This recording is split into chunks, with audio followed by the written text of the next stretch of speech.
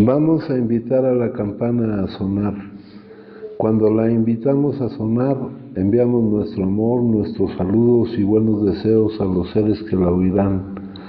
Deseamos que al escuchar la campana dejen de sufrir, que empiecen a practicar la respiración consciente, encuentren la energía de la paz y la alegría en ellos y sean capaces de transformar la energía de la ira, el sufrimiento y la desesperanza.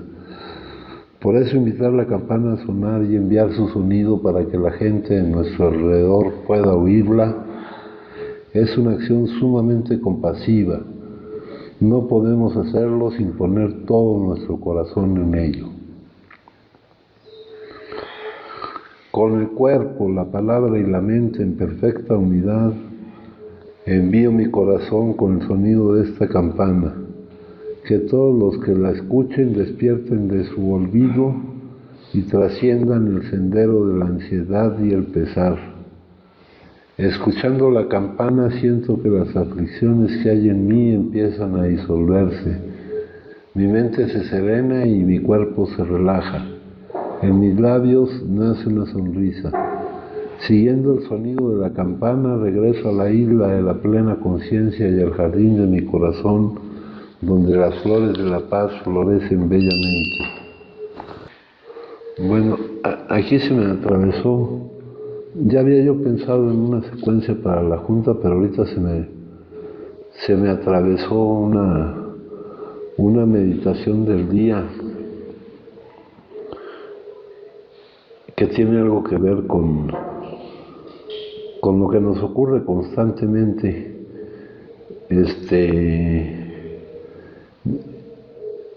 Le puse como título la ofrenda de los momentos y dice: cada momento del día que usted dedique a esta nueva forma de vivir es un presente para Dios, es una ofrenda de los momentos. Aun cuando su deseo de servir a Dios sea sincero, no es fácil entregarle muchos de estos momentos. Las cosas que usted ha proyectado hacer durante el día, cede en su lugar alegremente para que pueda usted llevar a cabo un buen servicio o decir una palabra amable. Si puede usted ver la intención de Dios en muchas situaciones, será más fácil consagrarle muchos momentos de su día. Toda situación tiene dos interpretaciones, la suya propia y la de Dios. Trate de manejar cada situación en la forma que usted crea que Dios desea que la maneje. En realidad esa ofrenda de los momentos no es algo que... Aquí es un presente para Dios, ¿no? Pero en realidad es algo que nos permite funcionar, fluir con menos resistencia a lo que nos va presentando la vida. Ahorita creo que platicábamos de esta cuestión, ¿verdad? De cómo aquí dice, las cosas que usted ha proyectado hacer durante el día, sea en su lugar. Eso se da por un hecho, de que sea en su lugar a lo que el día te presenta, a lo que la vida te presenta. Aquí la diferencia está en si lo ceden alegremente o si lo ceden con alguna molestia, ¿no? Y eso determina cómo nos sentimos con el transcurso de la vida. Vamos a ver cómo la manifiesta aquí. Aquí la manifiesta, dice: den cada momento. Hijos míos, cuán querido es a mi corazón el clamor de amor que pide todo de mí, que desea que cada acción, pensamiento, palabra y momentos sean míos. Qué pobre es el entendimiento del que piensa que el dinero puede usarse en esta buena obra o que es el gran don para ofrecer. Por sobre todas las cosas deseo amor sincero, cálido, como el de un niño, el amor que confía y entiende, y luego el regalo que más aprecio es el de los momentos, de todos los momentos. Aun cuando el impetuoso anhelo del amor de aquel que desea servirme me ha ofrecido toda la vida, cada día, cada hora, pienso también, aunque es una lección larga y no fácil de aprender, lo que significaría darme los momentos. Las cosas pequeñas que planearon hacer, entregadas a mi sugerencia con alegría, los pequeños servicios dados con gozo, véanme en todo y entonces la tarea será fácil. Este es un tiempo de iniciación sin precio, pero recuerden que el camino de la iniciación no es para todos, sino solo para los que han sentido el clamor de dolor de un mundo que necesita un Salvador y han escuchado el tierno ruego de un Salvador que necesita seguidores por medio de quien Él pueda lograr su gran obra de salvación con gozo. Aunque pareciera que lo que dice aquí es muy diferente a lo que dice acá, si no nos basamos estrictamente en la concatenación de las palabras, pues dice exactamente lo mismo, ¿no? Y esto lo vivimos cada día, cada momento del día que usted dedica a esa nueva forma de vivir es un presente para Dios. Un presente para Dios es algo que me conviene a mí. Él no necesita presentes, ¿no? Él me los proporciona a mí. Es una ofrenda de los momentos. Es saber que los momentos se le ofrecen al que los está poniendo en mi camino. Aun cuando su deseo de servir a Dios sea sincero, no es fácil entregarle muchos de estos momentos. Las cosas que usted ha proyectado hacer durante el día, ceden su lugar, eso es un hecho. Ahora el problema es, alegremente o con dificultad, con molestia, considerándolo como una interrupción para que usted pueda llevar a cabo un buen servicio o decir una palabra amable. Si puede usted ver la intención de Dios, que, ¿se acuerdan ustedes lo que decía del mantenimiento de la condición espiritual? De que nosotros no estamos curados, que tenemos una suspensión diaria que depende del mantenimiento de nuestra condición espiritual. Dice más o menos lo mismo ahí. Ahí dice, no estamos curados de nuestro problema de salud, de la adicción vista como enfermedad, vista como enfermedad cerebral crónica o vista en su sentido más general de buscar la felicidad fuera de uno o de esperar alguna gratificación de algún evento futuro. Dice, no estamos curados. Lo que en realidad tenemos es una suspensión diaria en nuestra sentencia, porque nuestra condición, la admisión de nuestra condición, que es lo que expresa la plataforma que nos hace buscar la salida de nuestra situación, nuestra impotencia, ¿verdad? Nuestra impotencia en general en cuanto a tener el control de las cosas,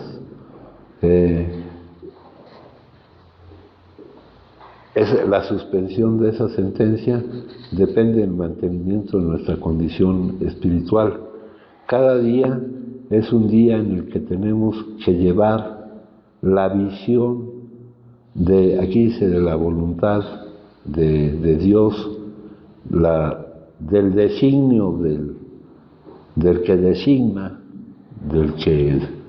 del que dicta a todos nuestros actos. ¿Cómo puedo servirte mejor? Hágase tu voluntad, ¿no? Y aquí les preguntaba yo ayer que quién puede vencer esa resistencia de reconocer sin rebeldía, resistencia ni conflicto que lo que se lleva a cabo, el propósito que se realiza, que se despliega, es el de Él y no el mío.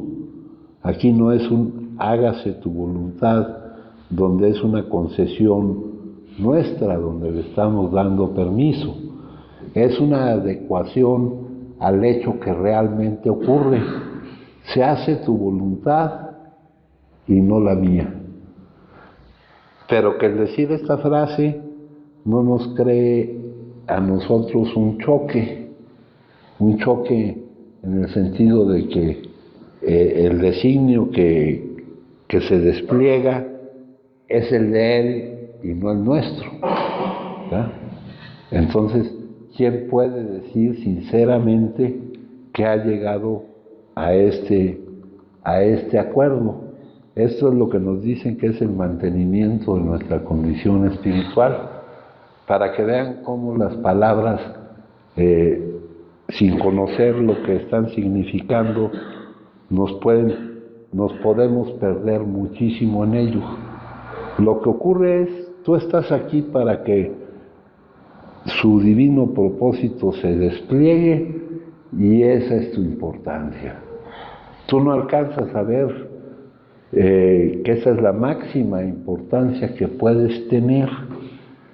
¿Crees que logrando que tus propósitos se realicen aumenta tu importancia? ¿No? Es un movimiento en dos ámbitos completamente diferentes, compañeros. Entonces, para que vean cómo se relaciona una cosa con otra, dice, toda situación tiene dos interpretaciones. Todo contenido, todo hecho que se presenta, cómo lo interpretas, cómo lo percibes tú y el por qué lo despliega Él. Él es el que tiene todos los datos y toda la visión completa de la situación, ¿eh? Y lo designa siempre a nuestro favor. Él sí sabe lo que necesitamos. Él no se deja llevar por lo que creemos que queremos, porque una vez que nos hemos lanzado en pos de aquello que creíamos que queríamos, vemos que ahí no encontramos lo que nos deja realmente satisfechos. Entonces esta lectura es muy importante y nos dice mucho de cómo vivir esta parte de nuestra vida que corresponde a nuestra experiencia humana, tomando en cuenta los principios espirituales y el funcionamiento real, no el funcionamiento que corresponde al condicionamiento de allá afuera, ¿verdad? Los planes, aquí dice, las cosas que usted ha proyectado hacer durante el día, invariablemente cederán su lugar a lo que Él nos ponga como contenidos de la vida. Provocándonos un conflicto, o cuando entendemos que así es, ya sin provocarnos ningún conflicto y entendiendo cuál es la realidad del funcionamiento de la vida, ¿no? Entonces ahorita me encontré con esta lectura porque estaba el 3 de agosto y el 4 de agosto nos decía que siguiéramos compartiendo la experiencia, fortaleza y esperanza de aquellos que por el momento están encontrando la suspensión diaria de su sentencia, que están encontrando la salida de su situación. O sea, aquellos por el momento porque esto no es como dice ahí, no estamos curados. Estamos encontrando por hoy la suspensión de esa sentencia de desahucio. Y no hablemos del desahucio en el hecho de morir o de dejar de respirar, sino en el hecho de vivir creyendo que la vida es algo que hay que soportar, de vivir la vida con molestia, de estar mal en el acomodo con la vida, que eso es pues peor, más grave que cualquier otra situación en cuanto a nuestro estado de ánimo, al estado de nuestra alma, de nuestro espíritu. Entonces, aquí nos dice que vamos a tener que estar regresando una y otra vez a analizar algunas partes de la experiencia que aquí se nos comparte, ¿verdad? Dice, eso fue el día 8 de agosto, ¿no? Que tenemos que estar constantemente. Luego, ese mismo día 8 de agosto, la meditación del día, aquí hubo como un cambio, está plasmada en la del 9 de agosto de acá. Dice, todo en la vida es una fluctuación entre esfuerzo y descanso. Usted necesita de ambos todos los días, pero el esfuerzo no es verdaderamente efectivo mientras no haya tenido usted primero la preparación adecuada para él, reposando en un tiempo de tranquila meditación. Estos momentos diarios de descanso y meditación le proporcionan la fuerza necesaria para realizar su mejor esfuerzo. Hay días en que se pide de usted mucho esfuerzo y entonces llega un momento en que se necesita mucho reposo.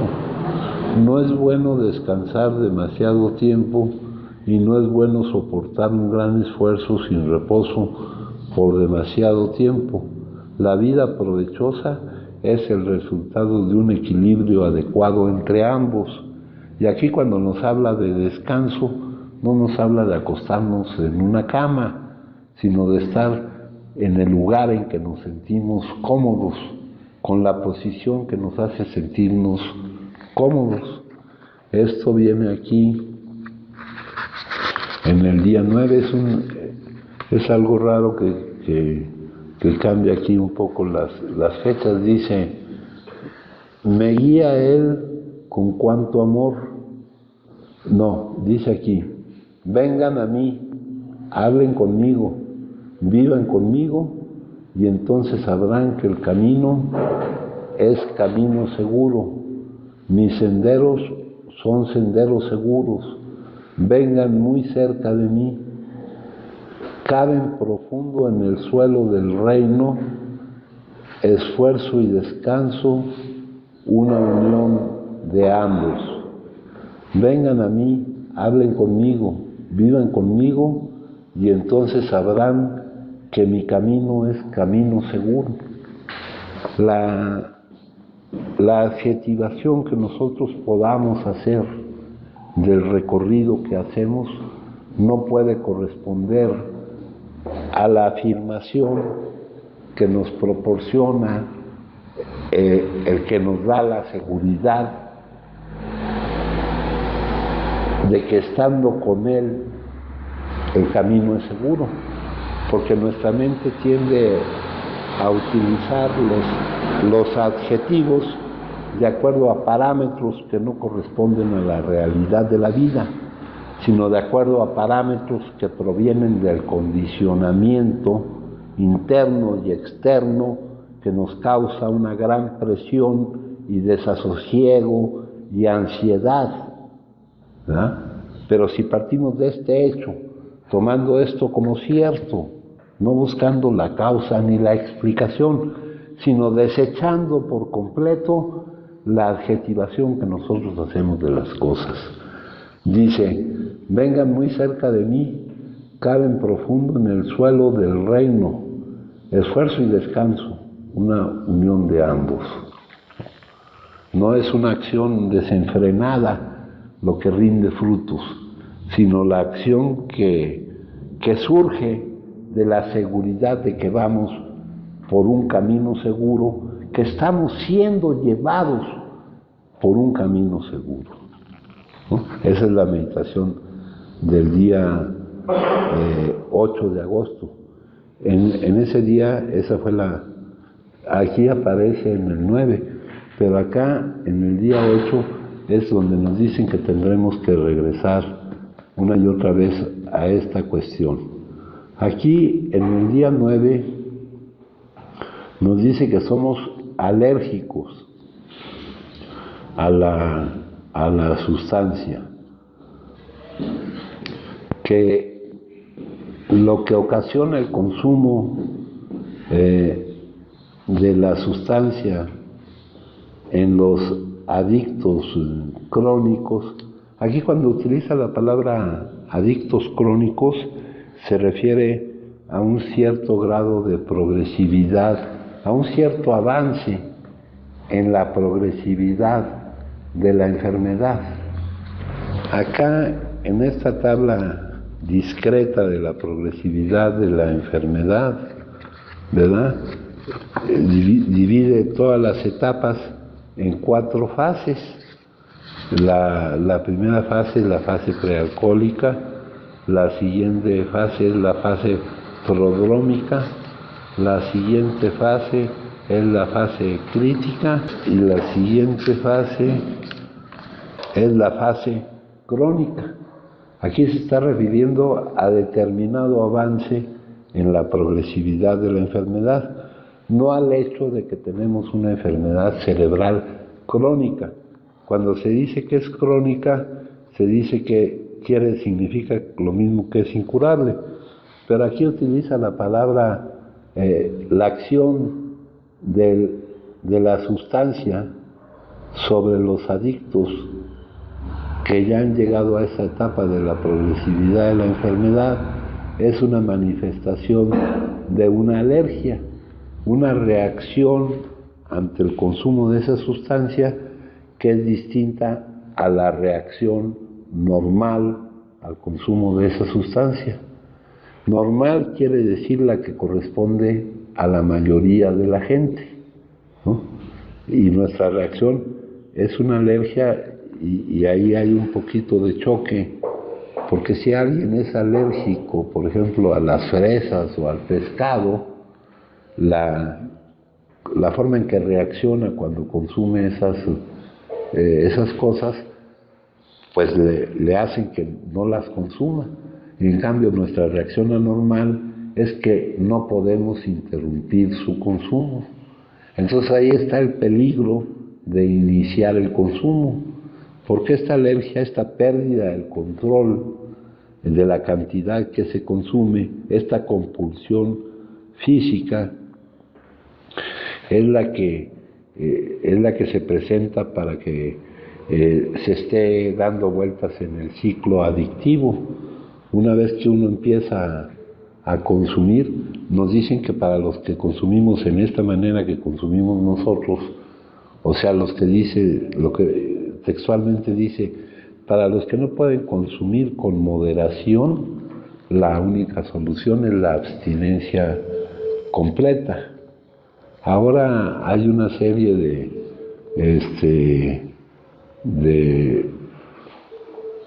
de comentócratas que empiezan a hablar de las adicciones sin saber lo que son, sin realmente saber, ¿no? Ya sabemos que los que no han vivido esta situación, pues difícilmente van a alcanzar el conocimiento que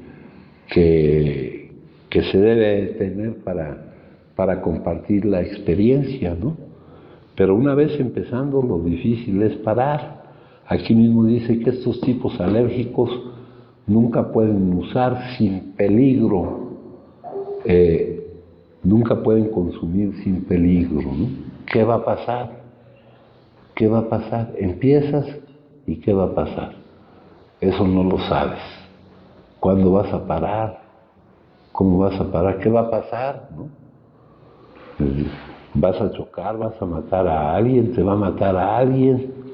No sabemos lo que vaya a suceder, en primer lugar, con el consumo de sustancias que no son propias para el consumo humano, ¿no?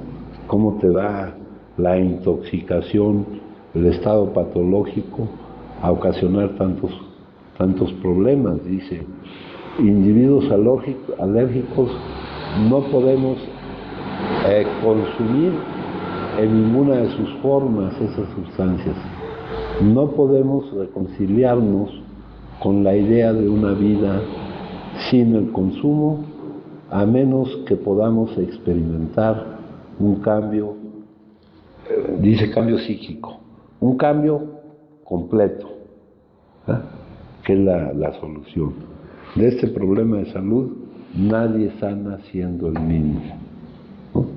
Un cambio revolucionario en nuestra actitud hacia la vida, hacia nuestros semejantes, hacia el todo, un cambio, o dicho de otra forma, mediante ese cambio, desechar completamente todas las ideas, emociones y actitudes que han dirigido nuestras vidas. Eso es lo que nos dice que es la solución. Y aquí lo que dice aquí confirma precisamente esto. No podemos reconciliarnos con la idea, no podemos llevar a cabo el no consumo a menos que podamos experimentar un cambio completo que nos permita no producir esas emociones que nos neguemos a vivir. Y para eso hay que desechar todo lo que traemos en la cabeza. Se necesita, dice, requisitos indispensables. Dice, una mente vacía. Dice, nadie quiere curarse. Disimulamos, contemporizamos, hacemos las cosas a medias. La excepción es aquel que está dispuesto a liberarse de todo condicionamiento. Para que vean cómo encuadra una cosa con otra en el estudio detenido de estas cuestiones, ¿no? Un estudio que no, por lo general, no se realiza así. Se va siguiendo la textualidad de las palabras y se pierde lo que encierra profundamente lo que me están diciendo. Dice, una vez que se ha producido este cambio, los que parecíamos sentenciados, nosotros que teníamos tantos problemas que nos desesperaban y que no podíamos resolver, nos hallamos capacitados, y aquí hay un error, para controlar nuestro deseo de consumir. Aquí hay un error, porque una vez experimentado ese cambio, no hay ningún deseo de consumir, compañeros. En nosotros no consumíamos porque hubiera un deseo de consumir, ¿no? Aunque hubiera el deseo de no consumir, el más vehemente deseo de no consumir resultaba totalmente infructuoso. Nosotros consumíamos viendo el desarrollo de una urgencia inaplazable, de una reacción que se dispara no por la decisión ni por la voluntad al contacto con la vida, compañeros. Entonces, dice aquí, teníamos tantos problemas que nos desesperaban y que no podíamos resolver, ya no se presenta en nosotros la reacción de ante esas situaciones, reaccionar consumiendo, ¿no? Esto en nuestro libro lo dice de otra manera, Por otra parte, por extraño que parezca, a quienes no lo entienden, una vez que ha ocurrido este cambio, le voy a quitar la palabra de cambio psíquico, de un cambio total, de ser otros, de renacer, de estar en la vida con otra percepción y otra interpretación completamente diferente, de haber dejado todos los condicionamientos. La misma persona que parecía condenada a muerte, que tenía tantos problemas y se creía incapaz de resolverlos. En primer lugar, desaparece la interpretación de los problemas, ¿no? La espiritualidad nos dice que los problemas son los huesos que a la mente le gusta estar royendo, ¿verdad? Es aquello con lo que el pensamiento nos atormenta, pero que los problemas no son más que situaciones a manejar y que se resolverán de una manera o de otra, y moviéndonos en la dimensión espiritual, se resuelvan de la manera que se resuelvan, no ocasionan ninguna cosa contradictoria o inconveniente para nosotros, ¿no? Por ahí en algún libro les ponía yo el ejemplo de que si llega un león aquí, hay dos posibilidades, que te coma o que no te coma. Si te come y tú estás manejándote en la dimensión espiritual, no hay problema. Y si no te come, pues tampoco hay problema. Pero para manejarse de acuerdo a eso, pues hay cierta dificultad, porque nos está atorando nuestro movimiento en el mundo condicionado, ¿no? ¿Verdad? Por aquí, no me acuerdo cómo se llama el lugar, aquí en el estado de Hidalgo, ayer detectaron una manada de pumas, aquí cerquita. Entonces hay que tener cuidado con los pumas esos. ¿Los de la universidad? No, pumas, mijo. No. En la universidad no hay pumas, en la universidad hay estudiantes, hijo.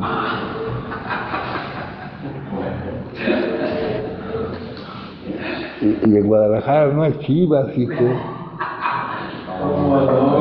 Las chivas están aquí. Y luego hay unos que no quieren ser chivas, ¿verdad? Bueno, entonces dice aquí, y que se creía incapaz de resolverse, descubre que puede fácilmente controlar su deseo. No, ya no hay deseo, porque nosotros no teníamos varios niveles de deseo por el consumo, teníamos un solo nivel de deseo por el consumo, que correspondía a una urgencia inaplazable que no surgía de tu voluntad, sino surgía de una reacción automática ante el contacto con la percepción o interpretación de la vida que tú tenías. Entonces, aquí lo que estamos haciendo es tratar de estudiar esto un poquito mejor. A ver, padrino, ahorita fíjate que mencionaste ahorita esa parte del cambio psíquico. Del cambio, quítale el psíquico. Del cambio que tiene que ser completo, que nadie está naciendo el mismo. Aquí mi pregunta es, por ejemplo, si llego lleno de condicionamiento y de programación, ese cambio solamente puede ser a través de la práctica, y esa práctica puede durar años, porque son muchos los condicionamientos. Es un cambio gradual, hijo, y es un cambio que surge de la necesidad de cambiar. Ya vimos que nosotros estamos ante una de dos: seguir como somos o cambiar de esta manera que se nos dice, ¿verdad? Y tú ahorita lo que me estás planteando es que ese cambio está muy cabrón, porque estamos agarrados por todos los condicionamientos. Pues mientras no te des cuenta de que está más cabrón seguir como estás, hijo, por los resultados que te produce al vivir, pues entonces más trabajo te va a costar. Pero digo porque hay situaciones que se viven, ¿verdad? Se viven situaciones, yo sé que la emoción viene primero a través la emoción se produce a través de un pensamiento, y si ese pensamiento está condicionado, me va a provocar una emoción tóxica, una emoción que no me va a hacer sentir bien, sí. Una emoción que no pertenece a la dimensión espiritual. Más sin embargo, está ahí, aquí a nivel de escuchar o de leer un poco o intentarlo, como que se aligera, pero de alguna manera no deja de producir la emoción de inconformidad, de No, ira. pues cada vez tendrá que ir disminuyendo esa cuestión. Mi pregunta es, ¿pero siempre es así? ¿O también hay una parte de la literatura, no ahorita de la que estás leyendo, de uno de los libros que leemos, no sé si lo menciones, donde dice que así como nos ha arrancado el deseo imperioso de consumir, o nos lo arranca día a día, también así podemos entregarle a los demás? ¿Va con lo que estás diciendo o no es así? No, no, mijo, no. El que pueda desaparecer esa urgencia inaplazable es consecuencia de que haya ese cambio, mijo. De que haya esa calificación de la vida. Es al revés. De que te des cuenta que todo lo que tú consideras tu sabiduría de cómo es, de que te has expulsado del paraíso al creer que puedes determinar lo que está bien y lo que está mal. ¿Cómo sabemos que estás determinando algo que está bien, que estás determinando que algo está bien o que estás determinando que algo está mal? Lo sabemos por la emoción que vives, hijo. ¿Me entiendes? Lo sabemos por la emoción que vives. Pero cuando sabemos que todo lo que surja de un proceso de pensamiento fragmenta la realidad, porque el pensar fragmenta. No podemos pensar más que en partes, no podemos pensar en el todo interconectado, en el por qué, en el para qué ha sido todo lo que he vivido. Y la responsabilidad de que sirva para lo que debe de servir recae en nosotros. Ya no nos vamos a excusar, hijo. Ya es hora de tomar las responsabilidades en nuestras manos. Tengamos la edad que tengamos, ¿no? Y no me refiero a la edad cronológica, sino a la edad psicológica. Nosotros nos vemos obligados a madurar. Madurar es ya no sentirte víctima de las circunstancias ni de las actitudes de los demás. Ya no pretender que lo que depende de ti dar, depende de que otros se merezcan obtenerlo. Hacerte responsable de lo que sale de ti, ¿no? Es un cambio total. A ver, hijo. Es el dar sin esperar nada. No, das porque dando es como recibes, y aparte del dar, en el dar encuentras la satisfacción. Dice, dando es como recibimos, la transformación por medio pasando del egocentrismo al altruismo, la leímos ayer, ¿verdad? Los pueriles, ¿verdad? Los que no, en cuanto a su grado de desarrollo, de conocimiento de la realidad, creen que deben de trabajar en su propio beneficio. Ven lo que creen que quieren como lo que es benéfico para ellos y se lanzan en pos de eso. Los que ya se dieron cuenta trabajan en beneficio de los demás. Basta en fijarse en la diferencia entre ambos, ¿verdad? La fuente de todas las miserias del mundo consiste en pensar en uno mismo. La fuente de toda la felicidad consiste en pensar en los demás. Aquí hay una práctica que inicias practicando aquí, poner por encima de tus propios intereses los intereses de la comunidad.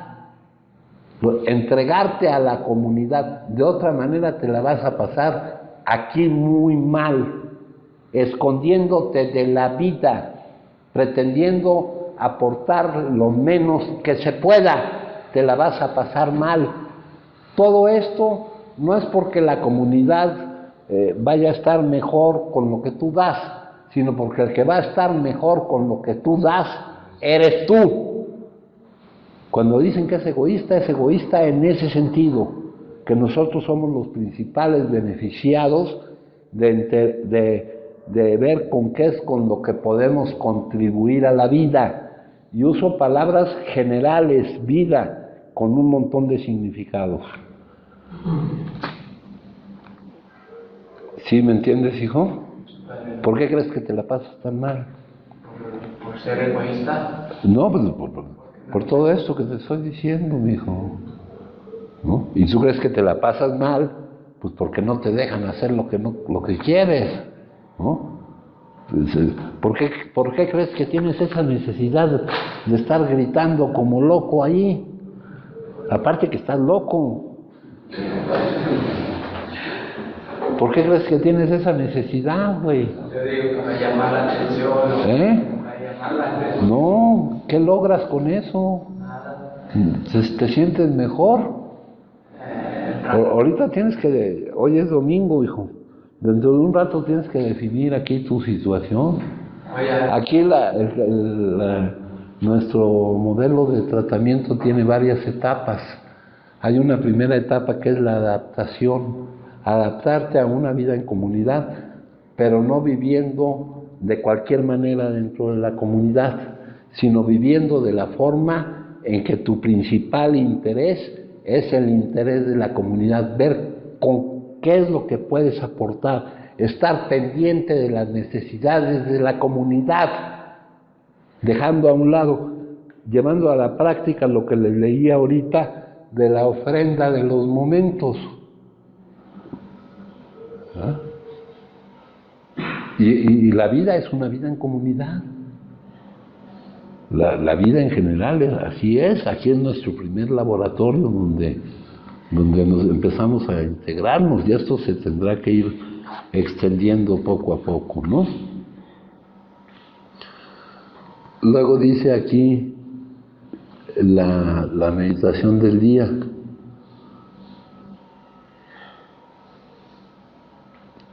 Dice, y esta también está cambiada: pida a Dios en su oración diaria que le conceda fortaleza para cambiar.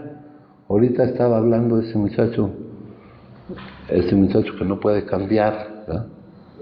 Tiene una incesante necesidad de estarse moviendo de un lado para otro, ¿no? El problema es que no nos hemos ganado su respeto, ¿verdad? Ese es el problema. El respeto es tomar en cuenta a los demás, ver las consecuencias que mis actos tienen hacia los demás, ¿no?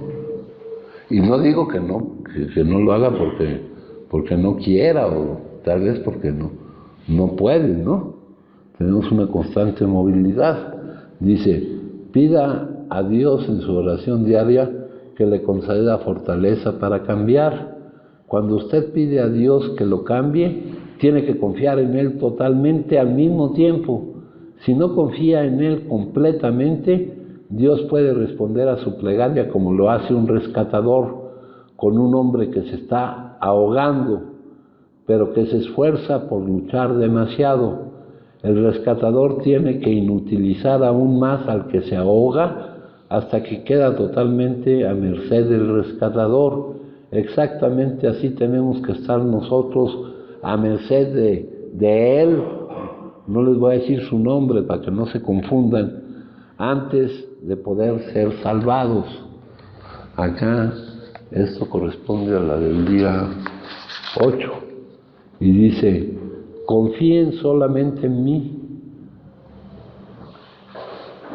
Bueno, el título está bien, dice, vacíense, confíen solamente en mí, no pidan otra ayuda, depositen toda su confianza en el Espíritu, sabiendo que vendrá para cubrir su necesidad. Vacíen sus vasijas rápidamente para asegurar la provisión divina. Mucho de lo que retienen les será restado de lo que obtengan. Esa es la ley de la provisión divina. Esa frase de provisión divina tiene algo de analogía con la frase divina providencia. Dice, retener implica miedo al futuro, falta de confianza en mí.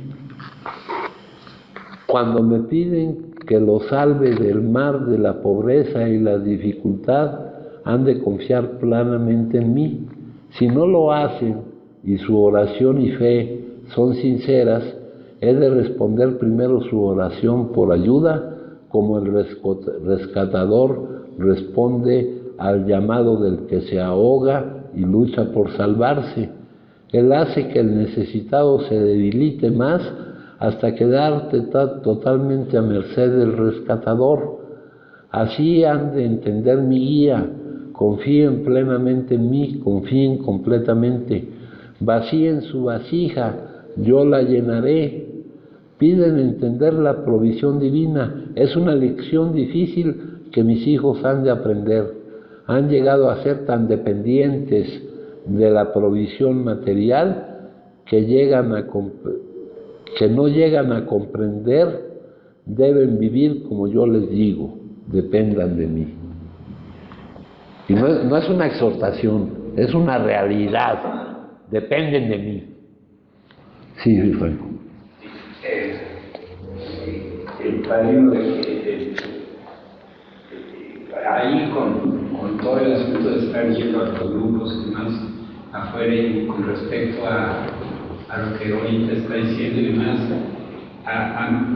yo escucho mucho y que sobre las peticiones, la oración y la meditación y todas las cosas que se supone que son fundamentales dentro de este camino espiritual, y las considero que sí lo son. Pero yo, por ejemplo, a diferencia de las peticiones, cuando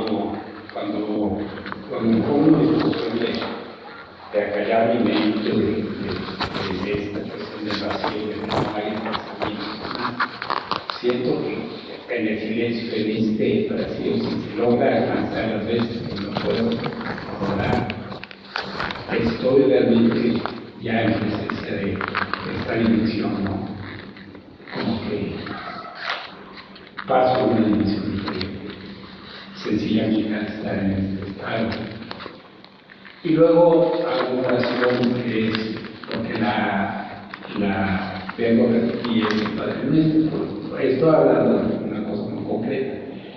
Pero cuando llego al momento de que se supone que la gente hace peticiones, ya no siento la necesidad de hacerlas para mí. Porque hoy siento que es obvio que Él sabe cuáles son mis necesidades, para qué se las digo.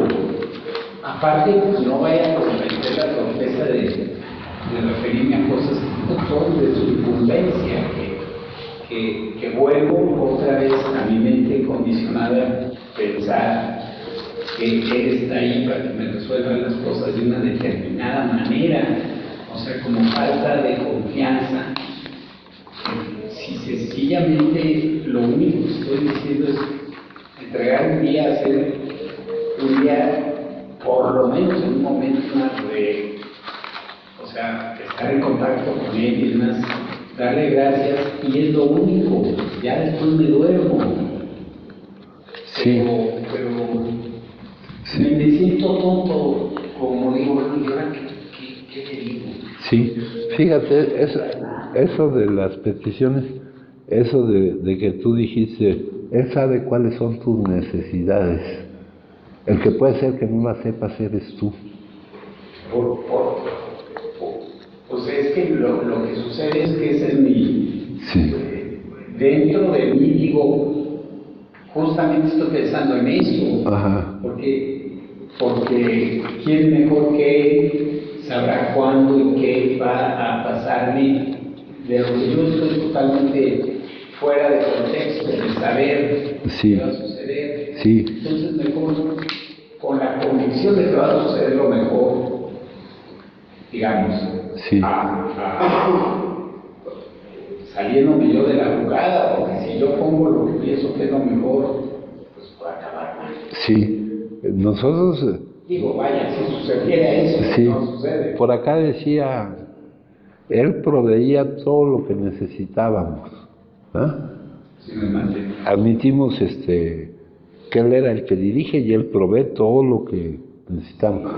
ahorita que dijiste de la oración del Padre Nuestro, hay una de las cláusulas que dice, el pan nuestro de cada día dánosle hoy, ¿no? Y cuando hablamos de pan, hablamos no de solo el alimento, sino de todo lo que necesitemos para más o menos. Y cuando sabemos que Él es el que nos lo da, utilizando diferentes conductos, si se cierra una fuente, Él abrirá otra para proveernos lo que necesitamos. Y aquí en cuanto a lo que dice la oración, dice, no debemos pensar que oramos para que Dios satisfaga nuestros deseos o para hacerlo cambiar de opinión. No lo vamos a conmover con oraciones en las que usemos palabras bonitas o elocuentes. Nada de eso. Debemos orar para cambiar nuestra actitud hacia una aceptación y receptividad de que todo lo bueno que necesitamos y debemos desear ya nos ha sido dado. La oración no es dirigida a provocar un cambio en lo que está fuera de mí, sino en lo que está dentro de mí. Acá hay otra parte que dice la Madre Teresa de Calcuta. Ahorita que leí eso de vacíense, me vino a la mente esto. Dios nos habla en el silencio del corazón. Si estás frente a Dios en oración y silencio, Él te hablará. Entonces sabrá que no eres nada. O sea, que ese que tú crees que eres, que lo que eres, eres Él.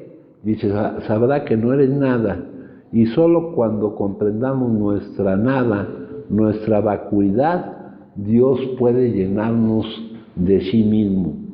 Las almas de oración son almas de gran silencio, ¿no? En otra parte de nuestro libro nos dice Bill que él no pediría nada para él, ¿verdad? Eso lo dice por acá. En mis oraciones nunca pediría para mí, excepto cuando mis peticiones estuviesen relacionadas con mi capacidad para servir a los demás. Solamente entonces podría yo esperar recibir, pero eso sería en gran escala, ¿no? O sea, vemos que la espiritualidad que nosotros manejamos no deja de estar presente también aquí, pero cuando la vemos aquí ni nos damos cuenta de que está aquí, ¿no? Y lo mismo sucede en los grupos donde pues manejan otras cosas, ¿no? Manejan otras cosas. Por ejemplo, hace rato estaba yo pensando en esa palabra de historial, ¿ah? Esa palabra es una palabra sin sentido, ¿no? Tú lo que transmites es tu experiencia de lo vivido, no como una anécdota ni como un cuento, sino con todo lo que te ha proveído y te ha proporcionado, ¿no? Acá, de nuevo, con todo esto que estamos leyendo, nos demuestra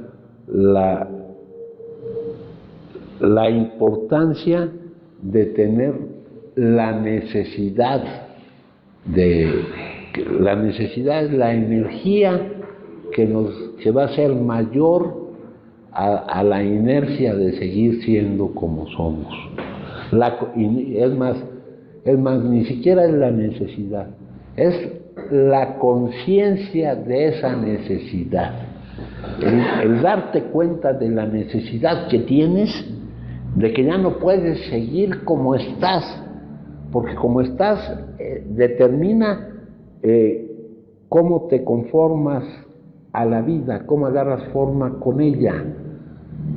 Y para muchos de nosotros la forma en que nos conformamos a la vida nos trae mucha incomodidad, ¿no? Es conformarte, adecuarte a lo que es, mijo. No es conformismo. Entiendo más bien de que nosotros elegimos en qué base nos metemos y creemos que esa es la forma que tenemos. Ajá. De alguna manera como metafórica de lo que está explicando, ¿no? O sea, si lo que traemos depende de qué base nos metimos, pues esa es la forma que queremos proyectar a los demás y queremos que así nos movemos por el mundo. Sí, pero el criterio que te da la señal de cómo vas es el bienestar o el malestar. El malestar es muy molesto, pero es lo único que conocemos y es a lo que estamos súper acostumbrados. ¿Ah? Dice, están inquietos, irritables y descontentos, ¿no? Están desadaptados de la vida, esperando que la vida se adapte a ellos. Están pretendiendo fugarse de la realidad, porque de la realidad no te puedes fugar, ¿no? Te podrás fugar de una cárcel, pero de la realidad no. Oye, Padre, y esa parte donde dices que nosotros no podemos vivir como estamos, esa parte, yo quiero pensar que es para toda la humanidad, mas sin embargo, a una persona con este tipo de enfermedad. No, es para todos esto. Es para todos. Para todos. La necesidad del cambio es para todos. En nosotros produce un efecto muy específico, muy conocido, que es el consumo. Pero no solo es toda la humanidad ya vimos las conclusiones a las que llega la sabiduría perenne, ¿no? Que la humanidad vive un fuerte elemento de disfunción o locura, que no está en contacto con lo que es la vida en realidad, ¿no? Esa es la mala noticia. La buena noticia es que hay la posibilidad de escapar de eso, ¿no? Eso te lo mencionan de muchas maneras. El sufrimiento, el pecado. El pecado es la sensación de estar separado del todo. Es la más trágica forma de experimentar tu camino por la vida, mijo. La percepción. Ese es el pecado original. La mentira. La mentira. No, el pecado original. ¿Te acuerdas cuando lo leí? Porque es una mentira que se sienta uno separado. Está cerrando en el blanco de lo que es la vida. Esa es una definición de pecado, ¿no? Pero aquí tenemos otras definiciones. Nomás aquí todo está al revés. El perdón de los pecados es el problema central de la vida. El pecado es una sensación de estar separados de Dios del todo. Y es la tragedia mayor de toda la experiencia humana. De lo que experimentas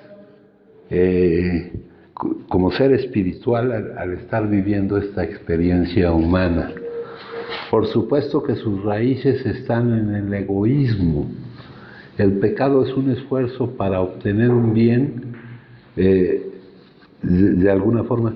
Es una sensación de una existencia exclusivamente personal, aislada, egoísta, mientras que la verdad del ser es que todo es uno.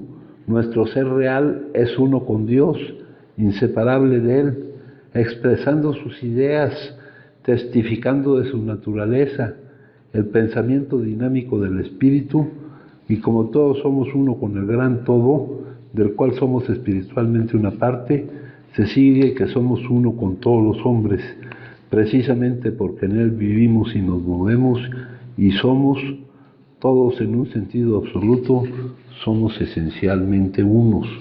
Eso es una forma de explicarlo. Otra forma de explicarlo es esta: el ego y el pecado original. El ego no es más que eso, la identificación con la forma, es decir, con las formas de pensamiento principalmente. Si es que hay algo de realidad en el concepto del mal, y eso ya lo hemos hablado, el mal no, es la ausencia del bien, realidad que es relativa y no absoluta, su definición sería la misma: identificación total con la forma, las formas físicas, las formas de pensamiento, las formas emocionales. El resultado es un desconocimiento total de nuestra conexión con el todo y de nuestra unicidad intrínseca con todo lo demás y también con la fuente. Este estado de olvido es el pecado original, el sufrimiento, el engaño.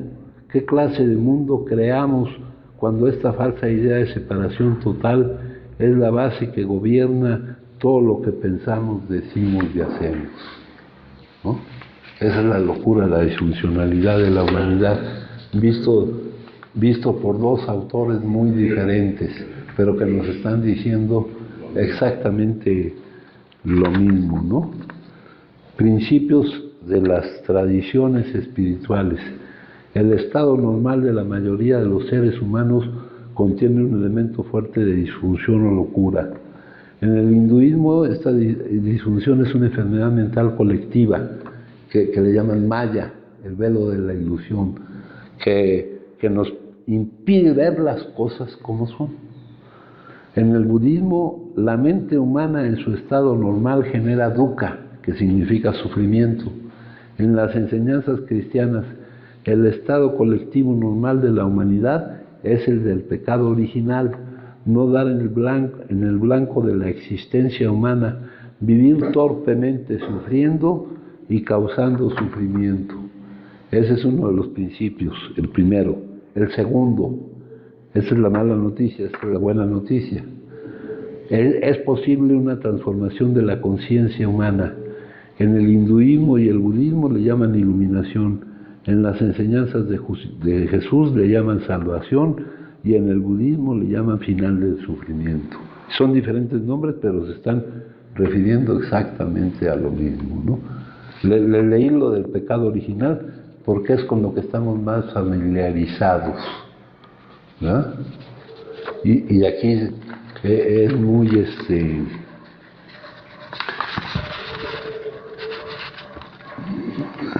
dice, es muy categórico con lo que dice aquí. Dice, es la tragedia mayor de toda la experiencia humana. Lo que significa esto, de todo lo que experimentas, de ahí viene lo trágico de lo que experimentas con la vida. Acá esta otra cosa nos dice, ¿qué clase de mundo creamos cuando esta falsa idea de separación total es la base que gobierna todo lo que pensamos, decimos y hacemos? Es el mundo en que vive la mayoría de la gente. Es la disfunción, es el estado mental normal de la mayoría de los seres humanos, ¿no? Y aquí ya surge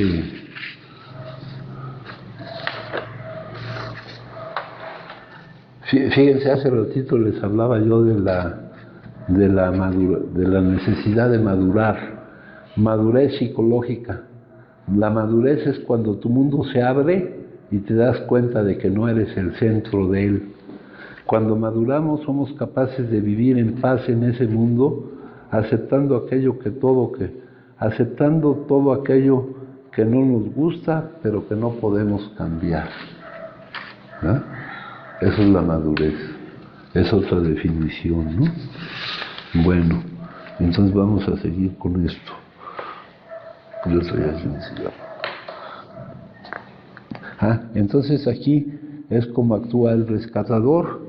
Entonces ahí es cuando vemos la importancia de la conciencia de la necesidad que tenemos porque esa va a ser la energía que nos permita romper la otra energía que nos lleva en la misma dirección de siempre, ¿no? Y eso pues se va acumulando con el tiempo, ¿no? Para muchos tardaremos tiempo en adquirir esa energía, ¿no? Yo recuerdo que yo cuando llegué aquí ya tenía más de 50 años y ya traía un poquito de esa energía para que me permitiera vencer la otra fuerza, la de seguir siendo como yo era, ¿no? Y ese cambio se va dando por lo que te digo, ¿no? Si realmente te cansas de algo. A través de la necesidad solamente. Ajá. Y ese Dice, lo único lamentable del sufrimiento es que no sirve para lo que debe de servir. por eso lo que ¿Es imprescindible el sufrimiento? Sí, hasta que te des cuenta de que no es necesario. sí es imprescindible, pero no es necesario. No, imprescindible quiere decir que es necesario, mijo. O sea, lo tenemos que conocer para darnos cuenta De que no es necesario, de que no es necesario estar la sufriendo. otra parte donde lo que estabas hablando, esa parte donde nosotros ya tenemos esta bendición y esta oportunidad de conocer otro tipo de la verdadera realidad, ese es donde dices que siempre tenemos que seguir avanzando, porque esto no tiene punto de saturación, porque siempre tenemos que ir en pos del cambio. O sea, no importa lo que como pensemos, lo que la mente me diga que ya está bien, o que ya he cambiado, o que ya estoy de una manera diferente, eso no importa. Lo importante es seguir en pos del avance. Claro. Y eso no es una intención, es una consecuencia del avance. Es una consecuencia del avance. O sea, Que no te detienes, ¿no? Aquí tenemos uno que nos dice algo. Vamos a ver. porque en estos días nos habló del estancamiento, alguna de las lecturas. Y me recordó la del status quo de Taco Babel. Solamente Dios es inmutable. El cambio es la característica de todo crecimiento. O sea, es la consecuencia de todo crecimiento.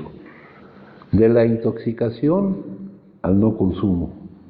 De la falsedad a la sinceridad. Del conflicto a la serenidad. Del odio al amor. De la dependencia infantil a la responsabilidad adulta. Todo esto e infinitamente más representa un cambio hacia la superación. Tales cambios se logran por medio de la creencia y práctica de principios sanos. Aquí necesitamos descartar los principios malos o ineficaces por otros buenos que funcionen. Hasta algunos buenos principios pueden haberse ser reemplazados al descubrirse otros más buenos aún, ¿no? Eso ahí en la jerga de los lugares esos se dice que lo bueno es enemigo de lo mejor, ¿no? Dice, solamente Dios es inmutable. Él es lo único que no cambia, ¿no? Dice, es la característica de todo crecimiento, ese cambio. O sea, no es que tú te propongas seguir cambiando. Si estás cambiando y estás creciendo, como consecuencia va a seguir el crecimiento. Aunque de repente, lo que decía yo, que de repente, te digo, en uno de esos días venía en una lectura esa parte del estancamiento y hasta hablaba de un retroceso, ¿no? Esa parte emocional en donde todavía... Esto está, aquí te lo voy a leer en el número 6, de cómo lo ve mi hijo. Dice, todo o nada. La aceptación y la fe son capaces de producir un 100% de sobriedad, de no consumo. No confundamos, no queramos extender la sobriedad ni el sano juicio como la extienden en todos lados. De hecho, generalmente lo logran y así debe de ser, pues de otro modo no estaríamos ni siquiera vivos. Pero a partir del momento en que introducimos estas actitudes en nuestros problemas emocionales, encontramos que solo es posible obtener resultados relativos. Nadie puede, por ejemplo, librarse completamente del miedo, la ira y el orgullo. Por lo tanto, en esta vida no obtendremos una perfecta humildad ni amor, de modo que tendremos que conformarnos con relación a casi todos nuestros problemas con un progreso gradual, muchas veces punteado por pesado retroceso. Nuestra antigua actitud de todo o nada tendrá que ser abandonada. O lo logro todo, o ya para qué paro. Lo sensato es seguir poniéndome hasta la madre, ¿no dijo? Bueno, entonces esto decía aquí. Luego acá. La fantástica realidad para cada uno de nosotros es que hemos descubierto una solución común. Hemos encontrado una solución a nuestro problema de salud, la adicción, a nuestro problema común.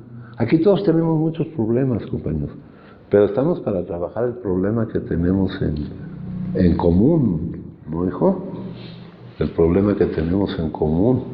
No vamos a trabajar en comunidad, pues el problema específico, porque estamos llenos de problemas todos, ¿no? Pero dice aquí, nosotros que estamos debidamente equipados con nuestras propias realidades, generalmente podemos ganar la confianza de otro, ¿no? Esto lo dice también acá en Hay una solución. Hay una solución, dice.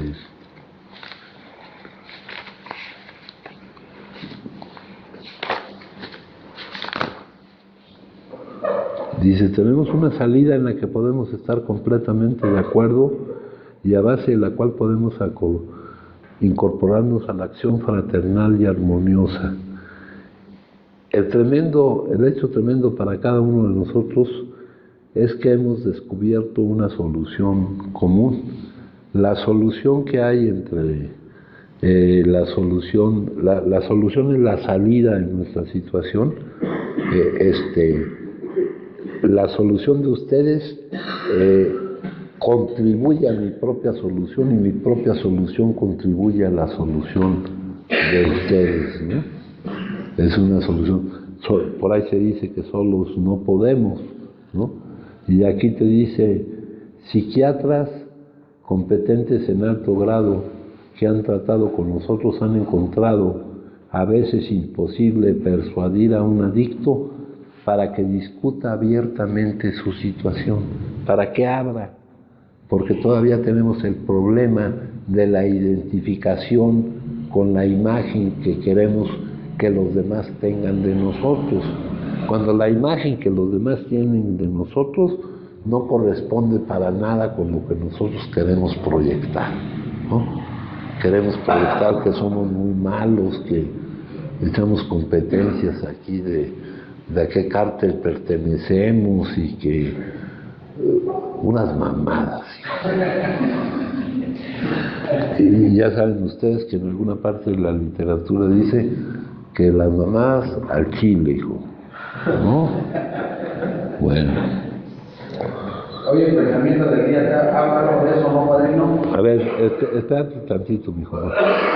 Vamos acá. Acá dice... pero el que ha encontrado la solución y que está equipado adecuadamente con los hechos, generalmente puede ganarse la confianza de otro adicto en poco tiempo. Mientras no se llegue a tal entendimiento, poco o nada puede lograrse. Aquí dice, nosotros que estamos acercándonos, hemos tenido las mismas dificultades. Evidentemente sabemos de lo que estamos hablando. Todo nuestro proceder grita a esa persona que tenemos una solución verdadera. Yo soy una persona que tiene la solución verdadera para los adictos, para los otros adictos. Aquí, estar equipado adecuadamente con los hechos, dice aquí, que ha encontrado la solución de su problema, ¿no? Y que está aquí el camino que recorren y la forma en que han pensado y lo que han sentido a lo largo de toda esta búsqueda del camino de la salida, porque el camino de la salida abarca todo, abarca el tiempo que hemos acumulado, la necesidad de salir. La recuperación abarca todo. La recuperación no se mide en tiempo, no se mide desde que dejaste de consumir. ¿Qué parte de tu proceso es la que te ha propiciado la forma de salir de tu situación, hijo.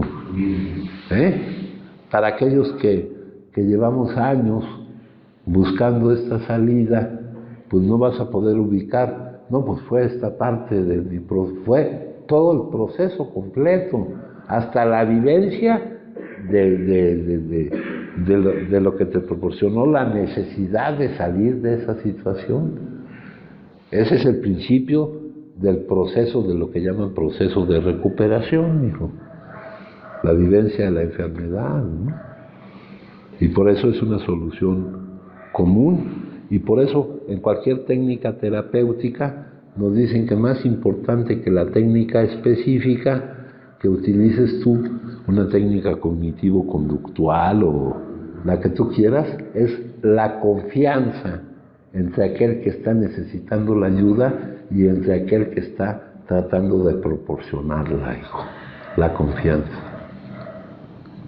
Eso es lo que nos dice aquí en este parrafito, ¿no? Dice, luego el día 11 de agosto, dice, también es una cosa que no corresponde a la realidad. Mientras un adicto se mantiene estrictamente apartado del consumo, reacciona en la vida muy similarmente a las demás personas, ¿no? Porque nosotros hemos estado en remisión y nuestra reacción a la vida es lo que nos ha vuelto a llevar a la reincidencia, ¿no? Y nosotros tenemos que hacer múltiples entradas y salidas.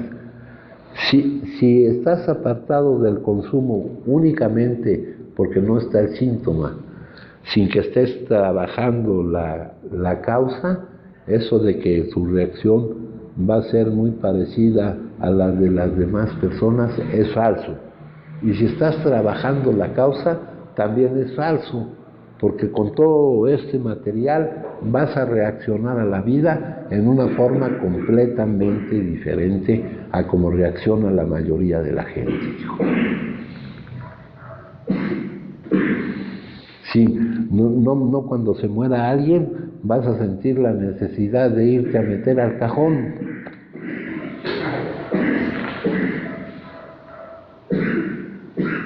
Como le pasó a mi cuate, o como mi cuate que le dijeron que fuera a hacer un jardín allá en el grupo Carso, y que me dijo que ya se iba, y no se fue.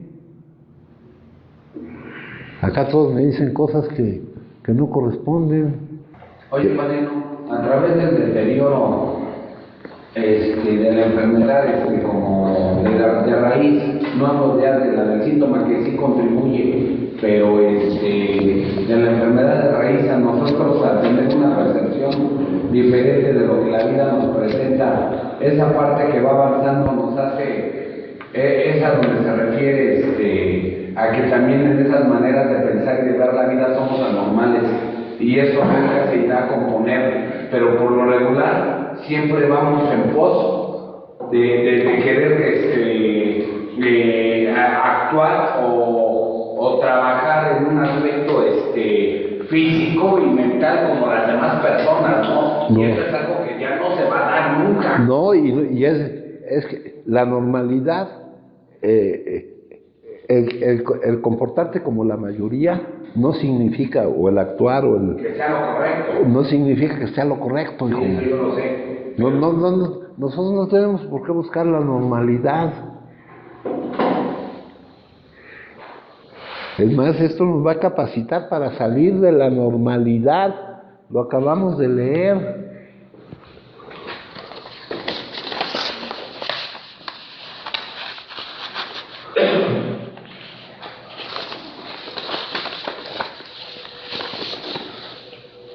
El estado mental normal de la mayoría de los seres humanos contiene un elemento fuerte de disfunción o locura.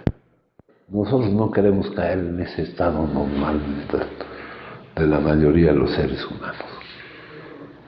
Esa es la ventaja que nos proporciona. Eso es lo que vamos a obtener de haber vivido lo que hemos vivido. En otros lugares, hijo, aquí no sé, pero en otros lugares cuando tú dices que eres alguien que ha salido de este problema, hasta te consideran mayores capacidades que las que tienen las personas que no tienen. En otros países. Mientras que estés ya en una remisión sostenida, ¿no? No, y mientras esté la causa, no solo esté la remisión. Mientras estés trabajando en la causa de eso, ¿no? Mientras veas la vida bien, mientras veas con qué es con lo que puedes contribuir, mientras te sientas bien al hacer lo correcto, pues claro que vas a ser de beneficio y utilidad para los demás, hijo. De una forma genuina, ¿no? Entonces aquí dicen,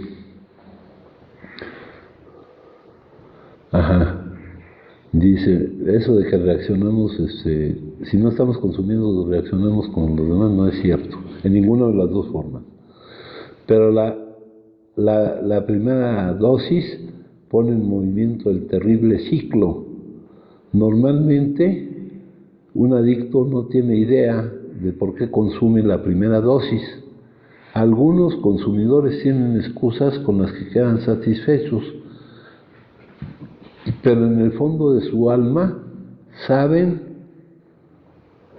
no saben por qué lo hacen. La verdad es que en algún punto de su consumo han pasado a un estado en el que el más poderoso deseo de dejar de consumir, el libro dice, el más demente deseo de dejar de consumir, resulta totalmente infructuoso, ¿no? Y aparte, el hecho de que se presente ese deseo también va a requerir mucho tiempo, ¿no, hijo? Dice aquí, capítulo 2, página 22.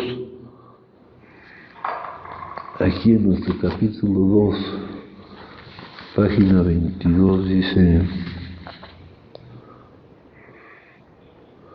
¿por qué se comporta así si cientos de experiencias le han demostrado que una dosis significa un desastre con todos los sufrimientos y humillaciones que le acompañan? ¿Por qué consume la primera dosis? ¿Por qué no puede estarse sin consumir? ¿Ah? Y te dicen, esa sería una pregunta, buscar la causa de por qué pasa eso. Quizás no hayamos nunca una respuesta completa.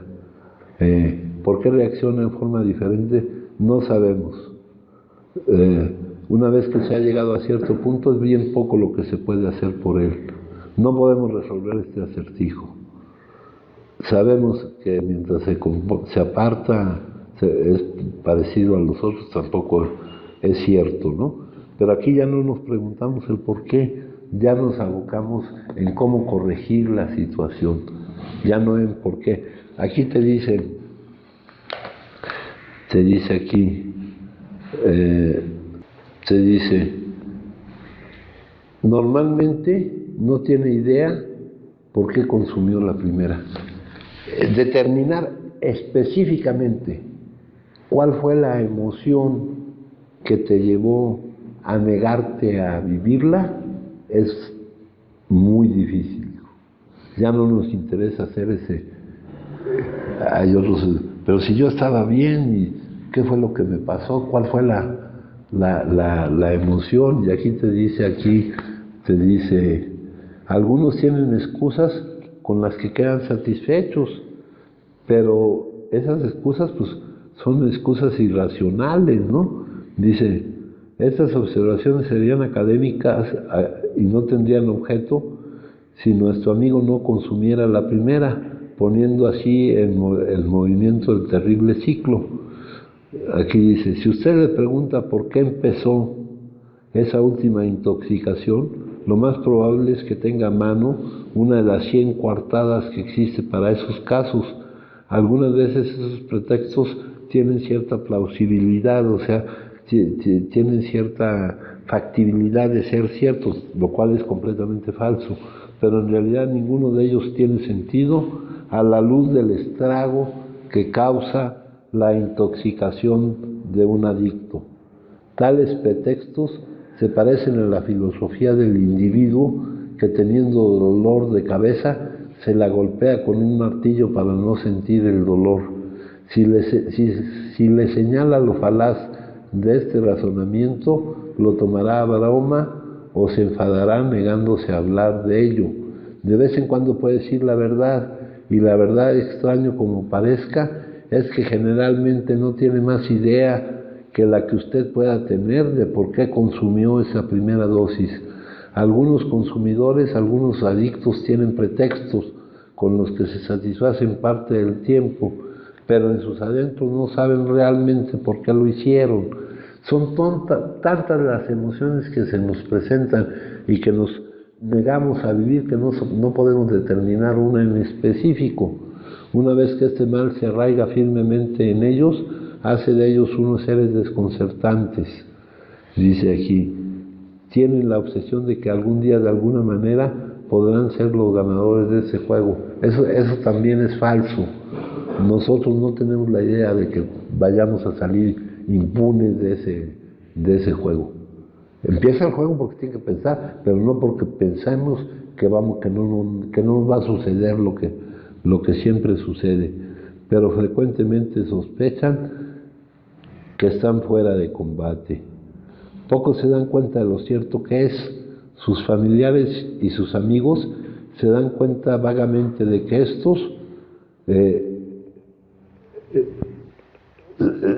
son anormales, pero aguardan esperanzados el día en que el paciente saldrá de su letargo y hará valer la fuerza de voluntad.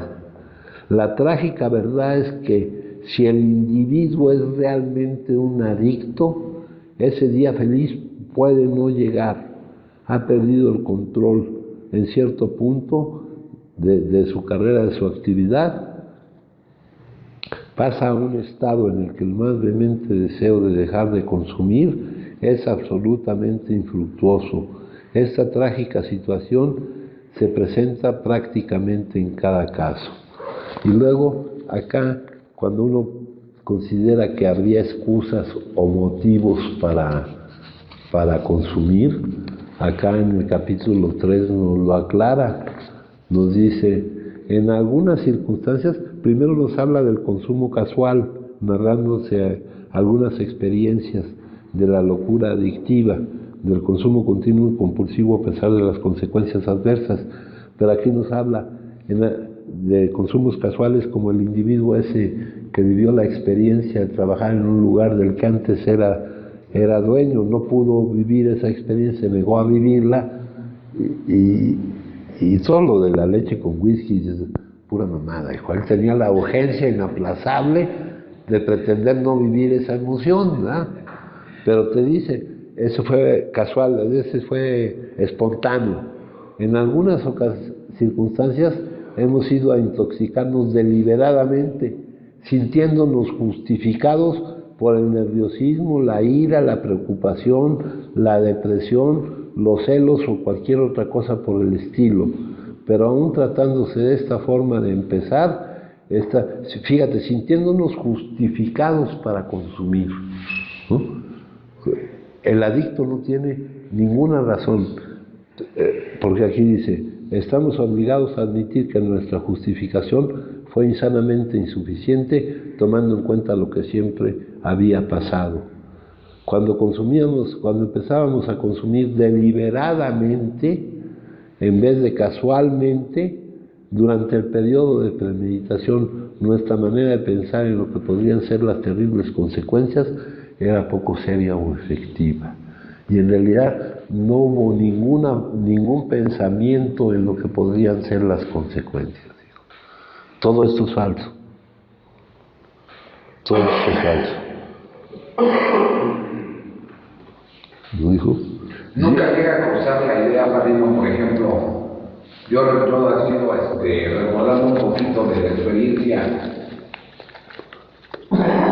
yendo hacia el lugar, ya se sabía que no iba a llegar al empleo, al área laboral, que no iba a llegar a la casa, al área familiar, que no iba a llegar, que iba a terminar con lo poco que había. Sí, no, pero todo eso ante la urgencia de consumir, Si no cuenta. no, ni pasaba por tu mente. Ni era cuestión de análisis de si voy a llegar o no voy a llegar. No se analizaba. No. Pero cruzaba. Sí cruzaba. No, no cruza para nada. Lo único que impera es la urgencia, la reacción a la vida consumiendo. La urgencia inaplazable. Esa es donde dice, No te pones a pensar en las consecuencias para nada, amigo. Acá, esto nos dice otra cosa aquí medio rara. Nos dice la idea de que de alguna forma algún día llegará a controlar su manera de consumir y a disfrutar consumiendo es la gran obsesión de todo consumidor normal. En realidad, cuando tú consumes, no estás teniendo la idea de que la vas a controlar o no la vas a controlar. O sea, que hay muchas cosas que se escribieron nomás para llenar los renglones, pero no corresponden al hecho de haber vivido esa enfermedad, ¿no? Sí. Entonces se dice aquí, la verdad es que en algún punto han pasado a un estado en el que el más poderoso deseo, en el que el más vehemente deseo, no va a ser tu voluntad la que te permita, así es, como no es tu voluntad la que te lleva a consumir, tampoco va a ser tu voluntad la que te permita no consumir. El más vehemente deseo de dejar de consumir, la más apremiante necesidad de dejarte hacerlo, no te va a servir. Eso es nomás para saber la situación en que nos encontramos. Los adictos, pues los demás, quién sabe. ¿Alguien gusta compartir, compañeros? ¿No? Yo tampoco. Sí, mijo. Un poquito pues acerca de lo que se comentaba de eso, pues que ya se corrigió, ¿no? Lo que decían pues de querer ser como la gente normal y que realmente no es la búsqueda, ¿no? de una persona. Ahorita mencionaba en la junta el compañero, decía que pues que de qué sirve ser adicto, habías mencionado esa parte, ¿no? De que nos beneficia en cuanto a tener esa información y un acceso más inmediato a ese desarrollo intrapersonal o al desarrollo que nos acerque al cambio.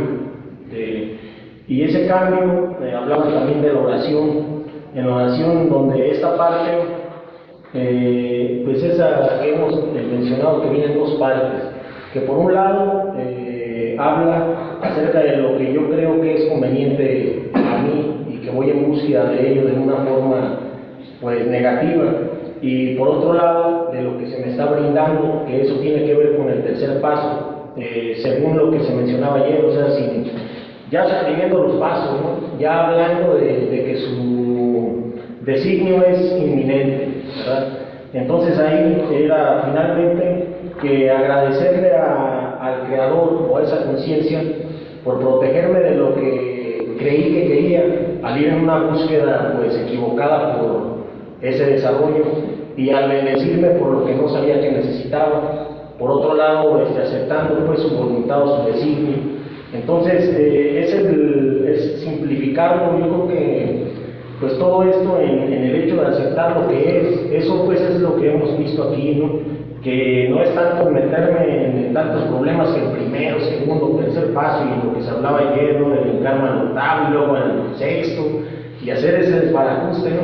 Sino estar nada más aceptando su voluntad y lo que es, y tan. Suena bien fácil, pero pues está cabrón, ¿no?